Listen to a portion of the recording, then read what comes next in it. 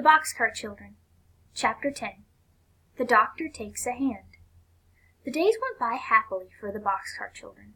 They found more treasures in the dump, and Henry worked every day for Dr. Moore. One noon, Henry came home with some new stockings for Benny. Benny was very happy about them, and made everyone admire them. And when Jessie looked at the new stockings, she had a happy thought. She carefully washed Benny's old stockings and hung them up to dry. That afternoon she and Violet sat down with the work bag between them to make a bear for Benny. "You must make a tail, too, Jessie," begged Benny, watching her put on the arms and legs and head. "Bears don't have tails," said Jessie. "Your old bear didn't have a tail." "But this bear must have a tail," replied Benny, knowing that Jessie would put on 2 tails if he asked her to. "What kind of tail?" asked Jessie at last. "Long and thin," said Benny happily, "so I can pull it." "Benny!" cried Jessie, laughing. But she made the tail long and thin, just as Benny had ordered. "What's his name, Jessie?" asked Benny, when at last the bear was handed over to him. "I haven't thought about a name," replied Jessie. "Why don't you think up a nice name for him?" "Well, you made him out of my old stockings. Let's name him Stockings." "All right, Stockings it is," agreed Jessie, trying not to laugh. And from that day on, the bear's name was Stockings, as long as he lived, and he lived to be a very old bear indeed. One afternoon, Jessie saw how long Benny's hair was getting, and she cut it with Violet's scissors. Benny stood quietly while she did it. But while his sisters were getting supper, he said to himself, "Jessie cut my hair. I'll get Violet's scissors and cut Wash's hair. He will look better." He found Violet's scissors and made Wash lie down on his side. Then he began to cut the hair off. Then he said, "Good dog, Wash. You are Jessie's dog, and so I will cut a J on your hair. Hold still now." Wash lay still, and Benny began to cut a J. It was not very good J, but it looked a little like one. Soon Benny had cut off all the hair on one side, with a J in the middle. He stood admiring his work, and just then Jessie came to see what he was doing. "Benny!" she cried, "what are you doing?" Then she began to laugh. "Oh, Violet, come and see," she called. "Wash looks so funny." Jessie laughed and laughed until she almost cried. Violet laughed until she did cry. Then she could not stop crying. She cried and cried. At last Jessie made up her mind that Violet was really sick. "You must go to bed, Violet," she said. She helped her carefully into the boxcar and put pine needles all around her and under her.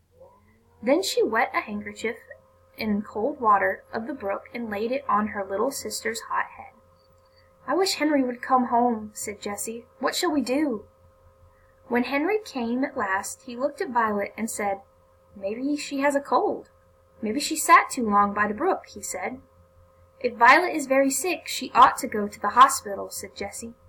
"Yes, I know that," said Henry, "and we don't want her to go to the hospital if we can help it. We should have to tell her name." "Yes," said Jessie. "Then Grandfather could find us." The 2 older children sat up with Violet.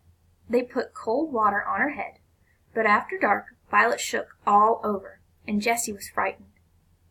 She covered Violet all over with pine needles, but still she shook. They could not get her warm. "I'm going to get Dr. Moore," said Henry. "I'm afraid Violet is very sick." Then Henry started to run. He ran even faster than he had run in the race. Down the hill onto the town he ran, until he came to Dr. Moore's house. "Please come," he cried. "Violet is very sick." The doctor said, "Come, get in my car." He did not ask Henry which way to go, but the car went up the right road. When they came to the woods, he said to Henry, "Stay here in the car." He ran alone up the hill to the boxcar. It seemed like magic that he knew where to go. When Dr. Moore came back, he was carrying Violet in his arms. Jessie and Benny and Wash came too. They all got in the car. "Are you going to take her to the hospital?" asked Henry. "No," said Dr. Moore. "I'm taking her to my house." When they stopped at last, Dr. Moore carried Violet into the house and said to his mother, "Violet is very sick. We must put her to bed." Mrs. Moore hurried around, opening beds and bringing pillows, and Mary came from the kitchen with hot water bottles. After a while, Violet began to get warm. Then Mrs. Moore came to get the other children. "You must stay here all night," she said.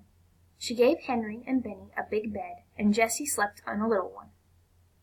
But Violet was so sick that the doctor did not go to bed all night. He would not leave her. He sat by her side until 10 o'clock in the morning.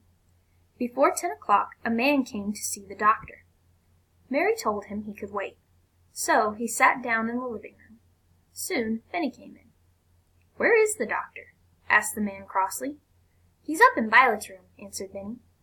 "This means $5,000 to him if he will come down," said the man. "Oh, he can't come now," said Benny. "What do you mean, boy?" asked the man. "What is he doing?" "He's taking care of my sister Violet," said Benny. "She is sick." "And you mean he wouldn't leave her even if I gave him $5,000?" asked the man. "Yes," answered Benny. "That is what I mean." Then the man said, "You see, I have lost a little boy, and I think the doctor knows where he is. My little boy is just about as old as you are." "Well, if you don't find him, maybe you can have me," remarked Benny. "I like you." "Do?" cried the man. "Come and get up in my lap." Benny climbed into the man's lap. "Have you got a dog?" he asked. "No," said the man. "He is dead now, but you can see him in my watch. Here it is." Benny looked at the dog. "He looks like a very good dog," he said. "I have a dog, too. His name is Watch." Just then Watch came in with Dr. Moore. "Good morning," said Dr. Moore. "Benny, you can go and play with Watch." Benny ran out, and the man said, "Dr. Moore, where are my grandchildren?" "That little boy is one of them," said Dr. Moore quietly. "That beautiful little boy?" said the man. "Yes," said Dr. Moore. "They are all good children, but they are afraid of you. They are afraid you will find them." "How do you know that?" asked the man. "They have changed their name," said the doctor. He looked at the man in a queer way. "The big boy changed his name on field day. You saw him then?" "I saw him? What did he change his name to?" asked the man. "Henry James," said the doctor.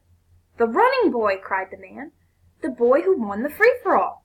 I like that boy. So I am his grandfather.